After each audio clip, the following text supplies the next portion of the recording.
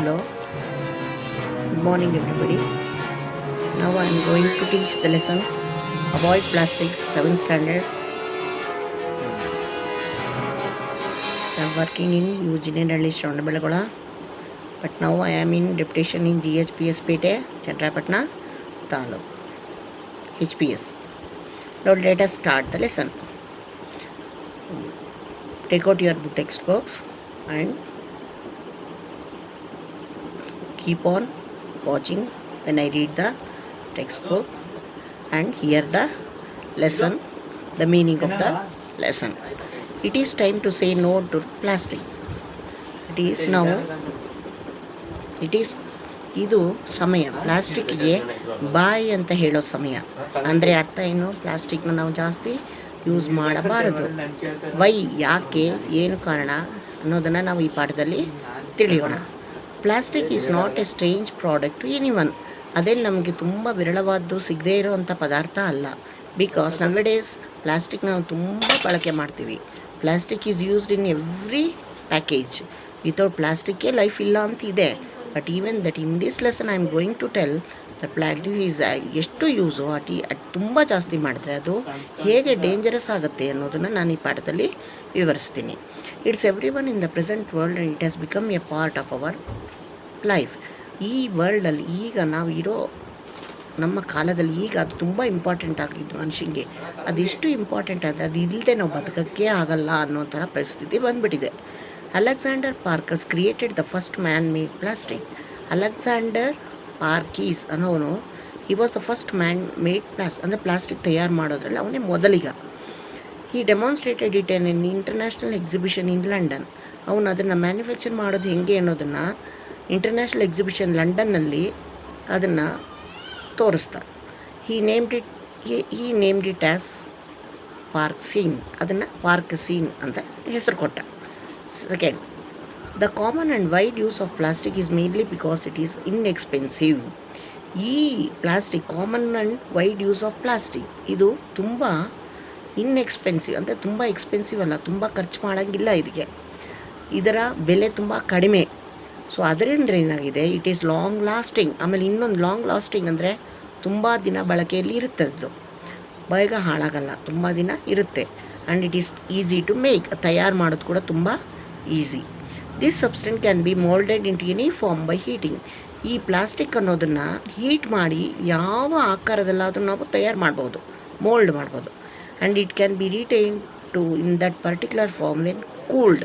ಅದು ಹೀಟ್ ಮಾಡಿ ನಾವು ಮೋಲ್ಡ್ ಮಾಡೋಕ್ಕೆ ಹಾಕಿದಾಗ ಕೂಲ್ ಆದಮೇಲೆ ಆ ಆಕಾರದನ್ನೇ ಅದು ಹೊಂದ್ಕೊಳ್ಳುತ್ತೆ. ಅಂದರೆ ಮೋಲ್ಡಿಂಗ್ ಅಂದರೆ ಪ್ಲಾಸ್ಟಿಕ್ ಇಂಡಸ್ಟ್ರಿಲಿ ಏನು ಮಾಡ್ತಾರೆ, ಪ್ಲಾಸ್ಟಿಕ್ಗೆ ತಯಾರು ಮಾಡೋಕ್ಕೆ ಏನೇನು ರಾ ಮೆಟೀರಿಯಲ್ಸ್ ಅದನ್ನು ಹೀಟ್ ಮಾಡ್ತಾರೆ. ಹೀಟ್ ಮಾಡಿ ಒಂದು ಮೋಲ್ಡ್ಗೆ ಹಾಕಿ ಕೂಲ್ ಮಾಡ್ತಾರೆ. ಈಗ ಫಾರ್ ಎಕ್ಸಾಂಪಲ್ ಟಂಬ್ಲರ್ ಶೇಪಲ್ಲಿ ಮಾಡಿದ್ರೆ ಟಂಬ್ಲರ್ ಥರನೇ ಬರುತ್ತೆ, ತಟ್ಟೆ ಶೇಪಲ್ಲಿ ಮಾಡಿದ್ರೆ ತಟ್ಟೆ ಥರ. So that is the way of manufacturing plastic. It can be made into thin and light material which is ನಾವು usually use to make hard and disposal carry bags or packing materials. And ಇವಾಗ ನಾವು plastic ಬ್ಯಾಗ್ಸ್ನ ತಯಾರು ಮಾಡ್ತಾರೆ, plastic boxes, plastic bottles. ಅದೊಂದೇ plastic bags ಎಷ್ಟು ತಿನ್ನಿರುತ್ತೆ ಸಣ್ಣಕ್ಕೆ, ಅಷ್ಟು ಆ ಥರನೂ ನಾವು ಪ್ಲಾಸ್ಟಿಕ್ನ ತಯಾರು ಮಾಡ್ತೀವಿ. Third, these quality cause threat to the environment. ಅದೇ ಈಗ ಹೇಳಕ್ಕೆ ಬಂದಿರೋದು ಅದೇ ಪಾಯಿಂಟು. ಏನು, ಇಟ್ ಈಸ್ ಡೇಂಜರಸ್. ಎಷ್ಟು ಈಸಿ ಖುಷಿ ತರುತ್ತೋ, ಎಷ್ಟು ಬೇಕೋ ಅಷ್ಟೇ ಡೇಂಜರಸ್ ಎನ್ವೈರ್ಮೆಂಟ್, ಪ್ರಕೃತಿಗೆ. ಹೇಗೆ? As it is cheap and easily available, people dispose plastic everywhere. ಅದು ತುಂಬ ಚೀಪು. ನೋಡಪ್ಪ ತೊಗೊಂಡು ತುಂಬ ಬೆಲೆ ಇರೋದಕ್ಕೆ ತುಂಬ ಬೆಲೆ ಕೊಡ್ತಾರಲ್ವ, ತುಂಬ ಚೆನ್ನಾಗಿ ಇಟ್ಕೋತಾರೆ, ಅದು ತುಂಬ ದಿನ ಕಾಪಾಡ್ತಾರೆ. ಚೀಪ್ ಇರೋದ್ರಿಂದ ತೊಗೋತಾರೆ, ಯೂಸ್ ಮಾಡ್ತಾರೆ, ಎಸ್ದುಬಿಡ್ತಾರೆ. ತಿರ್ಗಾ ಇನ್ನೊಂದು ತೊಗೋಬೋದು ಬಿಡಪ್ಪ, ಬೆಲೆ ಕಡಿಮೆ ಅಂತ ಅಂದ್ಬಿಡ್ತಾರೆ. ಅದರಿಂದ ಏನಾಗುತ್ತೆ, ಇದು ಬೇಗನೂ ಸಿಗುತ್ತೆ, ಚೆನ್ನಾಗಿ ಬೇಗ ಈಸಿಯಾಗೂ ಸಿಗುತ್ತೆ, ಕಷ್ಟನೂ ಪಡೋಂಗಿಲ್ಲ ಎಲ್ಲ ಕಡೆಯೂ. ಅದಕ್ಕೆ ಏನು ಮಾಡ್ತಾರೆ, ಅದನ್ನು ಎಲ್ಲಿ ಬೇಕು ತೊಗೊಂಡಾದ್ಮೇಲೆ ಎಲ್ಲಂದ್ರಲ್ಲಿ ಬಿಸಾಕ್ಬಿಡ್ತಾರೆ. ಆಗೇನಾಗುತ್ತೆ, plastic stays on the earth surface for many centuries as it long lasting and is impossible to decompose. ಇನ್ನೊಂದು, ಇದು ತುಂಬ ದಿನ ಏನೂ ಆಗಲ್ಲ. ಇದು ಗೊಬ್ಬರ ಬೇಗ ಆಗೋದೇ ಇಲ್ಲ. ಮಣ್ಣಲ್ಲಿ ಇದ್ದು ಕೊಳೆತ್ರೂ ತುಂಬ ದಿನ ಗೊಬ್ಬರ ಆಗೋಲ್ಲ. ಅದು ಹಂಗೆ ಇಟ್ಟು ಸಾಯಿಲ್ನೇ ಅದು ಇದು ಮಾಡಿಬಿಡುತ್ತೆ. ಸಾಯಿಲ್ನೇ ಒಳ್ಳೆ ಸಾಯಿಲ್ನ ಫರ್ಟಿಲಿಟಿ ಆಫ್ ಸಾಯಿಲ್ನೇ ಕಡಿಮೆ ಮಾಡಿಬಿಡುತ್ತೆ.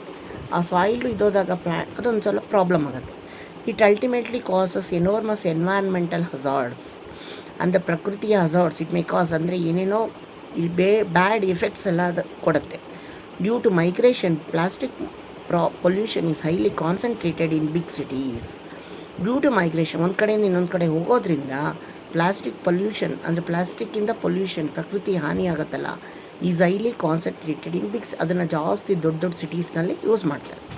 When those are thrown after use, ಅದು ಯೂಸ್ ಆದಮೇಲೆ ಬಿಸಾಕಿದ್ಮೇಲೆ they remain in the soil, ನಾನು ಹೇಳಿದ್ನಲ್ಲ ಸೇಮ್ ಥಿಂಗ್, ಸಾಯಿಲಲ್ಲಿ ತುಂಬ ದಿನ ಇದ್ದು ಸಾಯಿಲ್ನ ಫರ್ಟಿಲಿಟಿನೇ ಹಾಳು ಮಾಡಿಬಿಡುತ್ತೆ. Fourth, plastic causes serious damage to the environment. ಪ್ರಕೃತಿಗೆ ಒಳ್ಳೆ ಡ್ಯಾಮೇಜ್ ಕೊಡುತ್ತೆ, ಅಂದರೆ ಒಳ್ಳೆ ತುಂಬ ಸೀರಿಯಸ್ ಎಫೆಕ್ಟನ್ನು ಕೊಡುತ್ತೆ.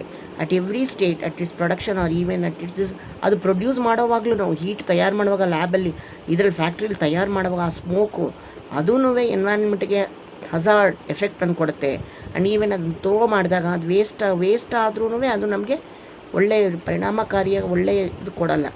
ಟು ರೆಡ್ಯೂಸ್ ದ ರಿಸ್ಕ್ ಈ ರಿಸ್ಕ್ಗಳನ್ನು ರೆಡ್ಯೂಸ್ ಮಾಡೋಕ್ಕೆ, ಕಡಿಮೆ ಮಾಡೋಕ್ಕೆ ಏನು ಮಾಡಬೇಕು ನಾವು, ಈ ಯೂಸೇಜನ್ನ ಆದಷ್ಟು ಕಡಿಮೆ ಮಾಡ್ಕೊಂಡು ಹೋಗಬೇಕು, ಮಿನಿಮೈಸ್ ಮಾಡಬೇಕು. ಪ್ಲಾಸ್ಟಿಕ್ ಜಾಸ್ತಿ ಯೂಸ್ ಮಾಡೋಕ್ಕೆ ಹೋಗಬಾರ್ದು. ಅದರಿಂದ ಏನಾಗುತ್ತೆ, which can result in production. The chemical that is used in produce ಮಾಡೋಕ್ಕೆ, ಪ್ಲಾಸ್ಟಿಕ್ ಪ್ರೊಡ್ಯೂಸ್ ಮಾಡೋಕ್ಕೆ ಒಂದು ಟಾಕ್ಸಿಕ್ ಈಸ್ ಬೇಕಾಗಿದೆ. ಟಾಕ್ಸಿಕ್ ಅಂದ್ರೆ as I told in the relation poisonous chemical and can be, ಆ ಪಾಯ್ಸನಸ್ ಕೆಮಿಕಲ್ ತಯಾರು ಮಾಡಿದಾಗ gradually it causes serious damage. ಎಲ್ಲ living beings damage ಆಗೇ ಆಗುತ್ತೆ. Next, even recycling of plastic, ಅಂದರೆ ಪ್ಲಾಸ್ಟಿಕ್ಕನ್ನು ಯೂಸ್ ಮಾಡ್ತೀವಿ, ಬಿಸಾಕ್ತೀವಿ, ತಿರ್ಗಿ ಅದೇ ಪ್ಲಾಸ್ಟಿಕ್ ತೊಗೊಳ್ಳೋದು, ತಿರ್ಗಿ ಅದನ್ನೇ ಯೂಸ್ ಮಾಡೋದು, ಇದು ಏನು ಮಾಡುತ್ತೆ, ಪ್ರಾಬ್ಲಮ್ಸ್ನ ಕ್ರಿಯೇಟ್ ಮಾಡುತ್ತೆ. The worst thing is that, ತುಂಬ ಇಂಪಾರ್ಟೆಂಟ್ ಥಿಂಗ್ ನಾವು ಯೂಸ್ ಮಾಡೋದೇನು ಅಂದರೆ recycling degrades the quality of plastic and demand the production of more plastic to make an original product. ಇನ್ನೊಂದು ಹಳೆ ಪ್ಲಾಸ್ಟಿಕ್ ತೊಗೊಂಡು ಹೊಸ ಪ್ಲಾಸ್ಟಿಕ್ ತಯಾರು ಮಾಡೋಕ್ಕೆ ನಾವು ರೀಸೈಕಲ್ ಮಾಡಿದಾಗ ಅದ್ರದ್ದು ಇದು ಹೊಟ್ಟೋಗಿರುತ್ತೆ, ಹಳೆ ಪ್ಲಾಸ್ಟಿಕ್ದು ಬೆಲೆ ಇದು ಕ್ವಾಲಿಟಿ ಹೋಗಿರುತ್ತೆ. ಆಗ ಅದೇನು ಮಾಡುತ್ತೆ, ಇಟ್ ಟೇಕ್ಸ್ ಇನ್ನೂ ಕೆಮಿಕಲ್ಸ್ ಇನ್ನೂ ಜಾಸ್ತಿ ಯೂಸ್ ಮಾಡ್ಕೊಳ್ಳುತ್ತೆ ಹೊಸ ಪ್ಲಾಸ್ಟಿಕ್ ತಯಾರು ಮಾಡ್ಕೊಳ್ಳೋಕ್ಕೆ. ಅದರಿಂದ ಏನಾಗುತ್ತೆ, ಆಮೇಲೆ ಇದರಿಗೆ single plastic sheet can take about 1000 years to roll. ಒಂದು ಪ್ಲಾಸ್ಟಿಕ್ ಶೀಟ್ ಕೊಳಿಬೇಕಂದ್ರೆ 1000 ವರ್ಷ ಹತ್ರ ಬೇಕಂತೆ. 1000 ವರ್ಷದ ತನಕ ಪ್ಲಾಸ್ಟಿಕ್ ಏನೂ ಆಗಲ್ಲ. ಸೊ ನೋಡಿ, ಒಂದು ಪ್ಲಾಸ್ಟಿಕ್ ಕವರು 1000 ವರ್ಷ ಸಾಯಿಲಲ್ಲಿ ಇತ್ತು, ಅದೇ ಜಾಗದಲ್ಲಿ ಒಂದೇ ಕವರು. ಇನ್ನು 1000 ಆಫ್ ಪ್ಲಾಸ್ಟಿಕ್ಸ್ ಇರಿದಾಗ ಎಷ್ಟು ನಮ್ಮ ಸಾಯಿಲ್ ಆಗಲಿ ಹಜಾರ್ಡ್, ನಮ್ಮ ಎನ್ವೈರ್ನ್ಮೆಂಟ್ ಏನಾಗ್ಬೋದು. It also had bad impact on food chain gradual food chain ಮೇಲೆ ಎಫೆಕ್ಟ್ ಆಗುತ್ತೆ. ಸಾಯಿಲ್ ಎಫೆಕ್ಟ್ ಆದಾಗ ಅದರಲ್ಲಿ ಗ್ರೋ ಮಾಡೋ ಪ್ಲ್ಯಾಂಟ್ಸ್ ಏನಾಗುತ್ತೆ, ಬೆಳಿಗ್ಗೆ ಪ್ಲ್ಯಾಂಟ್ಸ್ ಅದೂ ಎಫೆಕ್ಟ್ ಆಗುತ್ತೆ. ಅದರಿಂದ plastic is one of the causes for global warming ಅಂದರೆ ಗ್ಲೋಬಲ್ ವಾರ್ಮಿಂಗ್ ಕೇಳಿದ್ದೀವಲ್ಲ ಸೈನ್ಸಲ್ಲಿ. ಗ್ಲೋಬಲ್ ವಾರ್ಮಿಂಗ್, ಎನ್ವೈರ್ನ್ಮೆಂಟ್ ಚೆನ್ನಾಗಿ ಇರಬೇಕು ಅಂದರೆ ಆದಷ್ಟು ನಾವು ಪ್ಲಾಸ್ಟಿಕ್ನ ಅವಾಯ್ಡ್ ಮಾಡಬೇಕು, ಜಾಸ್ತಿ ಯೂಸೇಜ್ ಮಾಡಬೇಕು. ಸೊ ಅದರಿಂದನೇ ಏನೋ ಡಿಸೀಸಸ್ ಎಲ್ಲ ಜಾಸ್ತಿ ಈಗ ಆಗ್ತಾಯಿದೆ ಅಂತಂದ್ಬಿಟ್ಟು government it already taken a step. ಪ್ಲಾಸ್ಟಿಕ್ನ ಕಡಿಮೆ ಮಾಡಿದೆ, ಇವಾಗ ಎಲ್ಲ ಜನಗಳಿಗೆಲ್ಲ ಹೇಳಿದೆ, ಪ್ಲಾಸ್ಟಿಕ್ನ ಬಳಕೆಯನ್ನು ಒಂದು ರಿಸ್ಟ್ರಿಕ್ಷನ್ ಮಾಡಿದೆ. ಆದಷ್ಟು ಈಗ ಮಾಡ್ತಾಯಿದ್ದಾರೆ, ಸ್ವಲ್ಪ ಕಡಿಮೆ ಆಗಿದೆ ಆದಷ್ಟು. ಈಗ ನಾವೇ ತರಕಾರಿ ಇವ್ರ ಹತ್ರ ಹೋಗಿ, ಇಲ್ಲಮ್ಮ ಪ್ಲಾಸ್ಟಿಕ್ ಕವರ್ ಇಲ್ಲ ಮಾರಬಾರ್ದಲ್ಲ, ಅವರೇ ಅಂದ್ಬಿಡ್ತಾರೆ. It is very good. ನಾವು ಇದನ್ನು ಬಳಕೆ ಈ ಥರ ಆದಷ್ಟು ನಾವು ಕಡಿಮೆ ಮಾಡ್ತಾಯಿದ್ರೆ ನಮ್ಮ ಎನ್ವೈರ್ನ್ಮೆಂಟು ಹೆಲ್ತಿಯಾಗಿರುತ್ತೆ. ಇದೂ ಒಂದು ಹೆಲ್ತಿ ಲೈಫ್ ನಮಗೆ ಸಿಗುತ್ತೆ. ನೋಡಿ, ಇದು ಕನೆಕ್ಷನ್ ಒಂದು ಪಾಠಕ್ಕೆ ಇನ್ನೊಂದು ಪಾಠಕ್ಕೆ ಕನೆಕ್ಷನ್ ಇದೆ. ಇದೂ ಹೆಲ್ತಿ ಲೈಫಲ್ಲಿ ಇಂಪಾರ್ಟೆಂಟ್. ಸೊ ಇದು ಹೇಳ್ತಾ ನಾನು ಈ ಪಾಠವನ್ನು ಕಂಪ್ಲೀಟ್ ಲೆಸನ್.